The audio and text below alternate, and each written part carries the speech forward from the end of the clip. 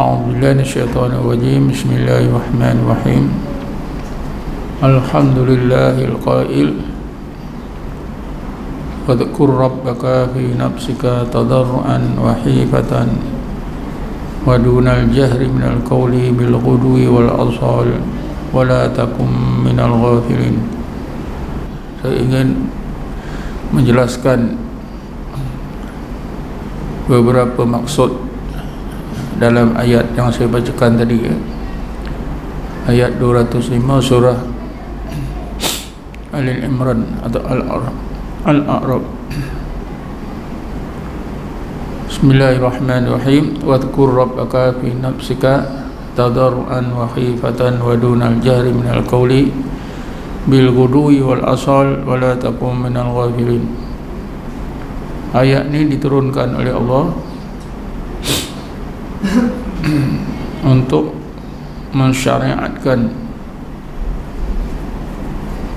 mensyariatkan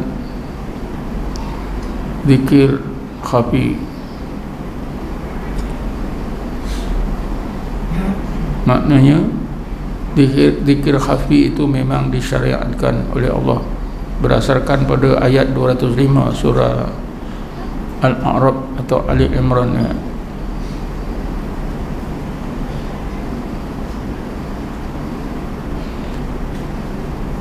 Hendaklah kamu ingat dan sebut nama Tuhan kamu Allah fi nafsika, di dalam hati kamu, dalam keadaan hati kamu tadarru', merendah diri, dan juga takut kepada Allah Subhanahu wa taala, wa khifatan wa dunal jahri minal qawli, tanpa ada kuat suara, bil ghudwi wal asal,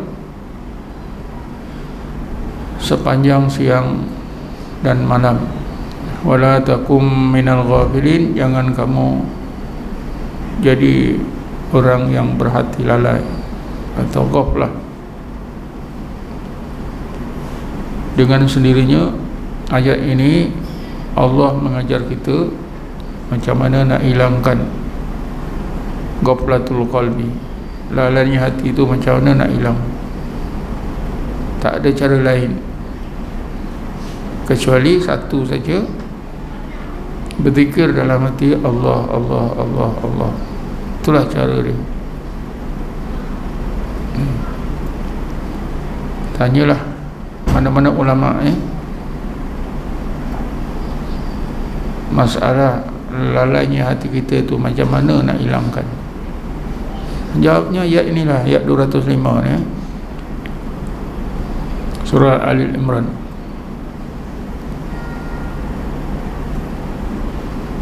Kerana jelas Allah Ta'ala suruh kita mengingati Allah dalam hati tanpa ada suara.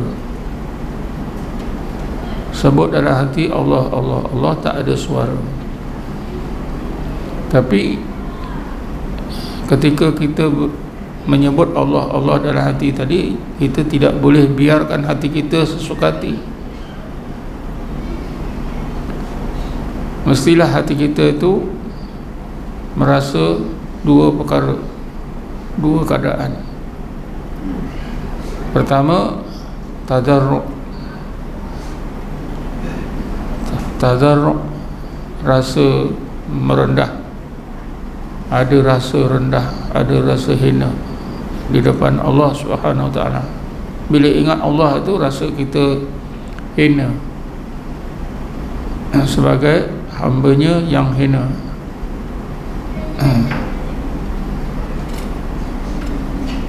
Bergantung semata-mata kepada Allah Subhanahu wa taala. Kalau dalam hukum sosial manusia, seorang hamba dengan tuannya, tentulah hamba itu merasa sangat hina, sangat rendah, kerana segala-galanya ditentukan oleh tuannya. Pakaiannya, makannya, tempat tidurnya, apa saja pekerjaannya. Malahan pendapatan hamba itu pun hak tuannya. Jadi mestilah tadarruk, merendah diri, merasa hati itu merasa betul-betul kita ni kerdil, kita ni hina di depan Allah yang maha agung, maha sempurna. Wa khifatan, dan takut. Jadi maknanya kalau kita berzikir dalam hati Allah, Allah, hati kita biarkan tidak ada rasa tadarruk dan tidak ada takut kepada Allah, maknanya tidak membetuli zikir khafi seperti yang Allah kehendaki.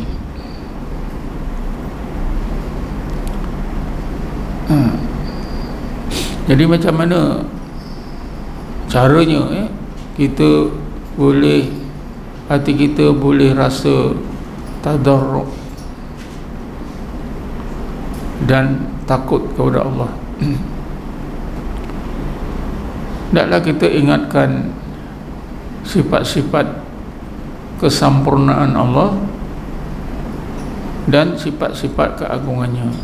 Allah sebagai Tuhan kita bersifat dengan berbagai sifat kesempurnaan. Itulah yang menjadikan hati kita ni tadarruk, merendah diri pada Allah yang sempurna. Wa khifatan, mana takut. Takut ini kerana kita memandang kehebatan Allah, keagungan Allah sebagai Tuhan kita. Ingatkan sifat-sifat keagungannya. Jadi kerana itu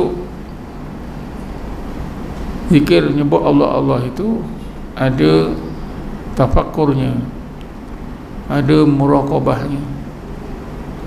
Pertama, ingatkan wujudnya Allah, diikuti dengan ingatkan kesempurnaan sifat-sifat Allah, dan ketiganya ingatkan sifat-sifat keagungan Allah Subhanahu wa ta'ala.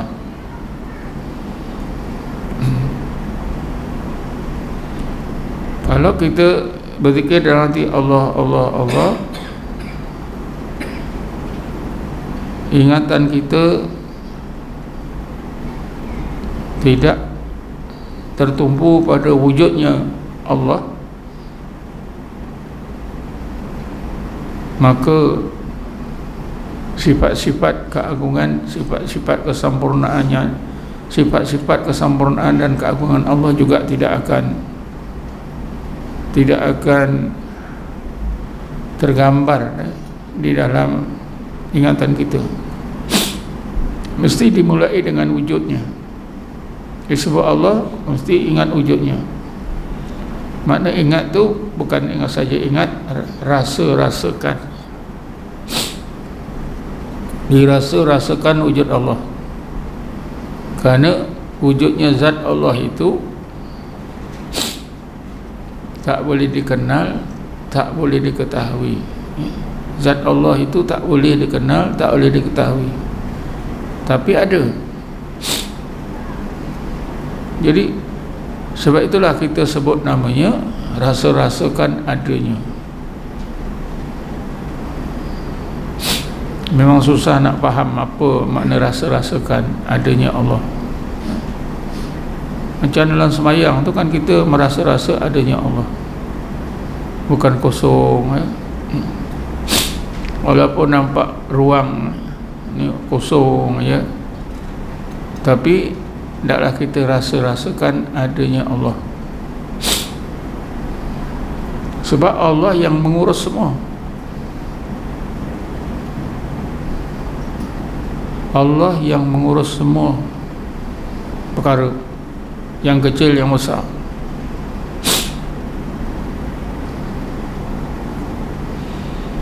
Kita hidup ni, kita rasa kita mengurus diri kita ya. Bangun kita bangun, berjalan kita berjalan, makan kita makan, bercakap kita, apa saja kita rasa urusan kita ya. Tapi sebenarnya kita diurus oleh Allah Subhanahu wa ta'ala. sebiji abuk berterbangan ke mana pun diurus oleh Allah, bukan angin yang mengurus. Ya, kenapa pula kalau Allah mengurus segala-galanya pada diri kita ni, kenapa pula kita tak boleh merasa-rasakan wujudnya Allah? Kalau tidak boleh, berarti hati kita keras. Hati kita keras. Hati yang keras memang tak boleh diguna untuk merasakan kebenaran Allah, ya. Sebab itu kita dalam tarekat kita, apa-apa tarekat pun, sebelum beramal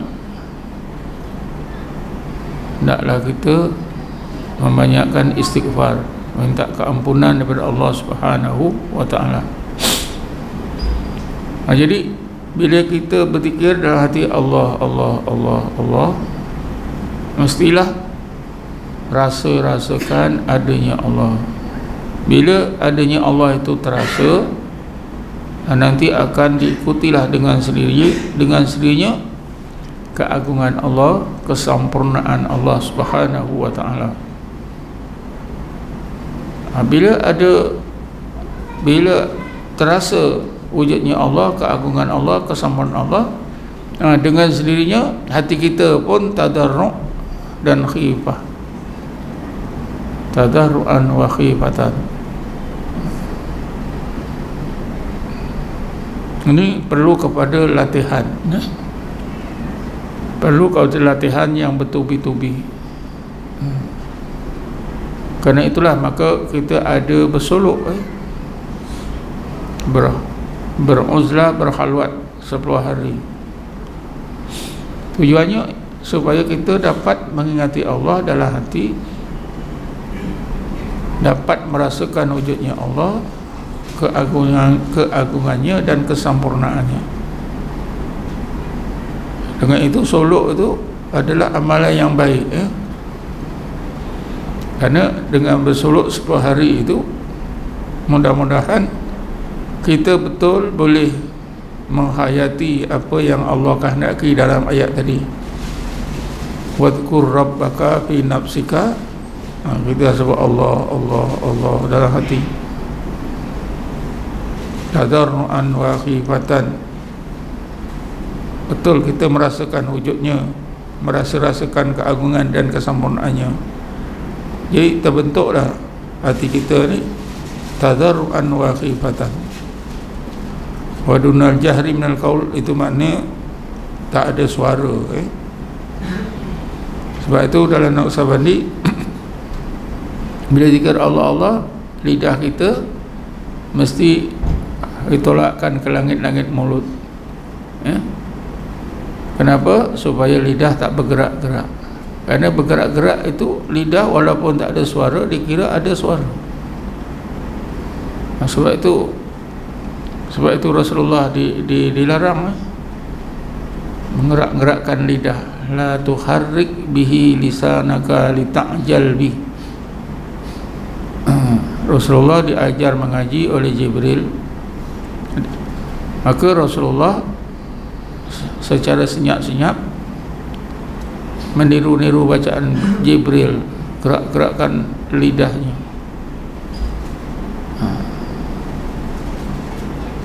Dengan niat supaya baginda dapat segera membaca seperti yang diajar. Macam baik, tapi rupanya tak baik. Kenapa? Ada sifat takjil, lita'jalabi. Nabi mau segera dapat membaca seperti yang Jibril ajar. Sifat takjil itu memang dilarang. Untuk timbul dalam hati kita takjil.